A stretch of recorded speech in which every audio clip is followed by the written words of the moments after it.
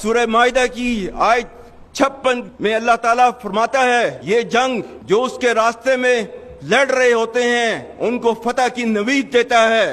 فَإِنَّ حِزْبَ اللَّهِ هُمُ الْغَالِبُونَ، بے شک اللہ کی جماعت ہی غالب رہے گی۔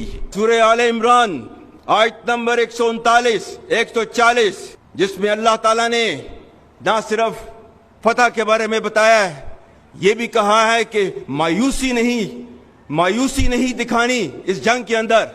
اللہ تعالیٰ نے فرمایا ہے وَلَا تَهِنُوا وَلَا تَحْزَنُوا وَأَنْتُمُ الْأَعْلَوْنَ إِن كُنتُم مُّؤْمِنِينَ إِن يَمْسَسْكُمْ قَرْحٌ فَقَدْ مَسَّ الْقَوْمَ قَرْحٌ مِثْلُهُ وَتِلْكَ الْأَيَّامُ نُدَاوِلُهَا بَيْنَ النَّاسِ، اور اس کا ترجمہ ہے اور کمزور نہ پڑو اور غم نہ کرو، تم ہی غالب ہوگے اگر تم مومن ہو۔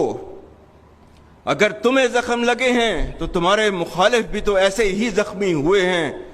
ہم دنوں کو لوگوں کے درمیان بدلتے رہتے ہیں، اس لیے خیبر پختونخوا کے بہادر بھائیوں، بہنوں، جوانوں، اللہ کی بابرکت ذات اور پوری قوم آپ کے ساتھ ہے، اور بہت جلد اللہ کریم ہم سب کو فتح مبین عطا کرے گا انشاءاللہ۔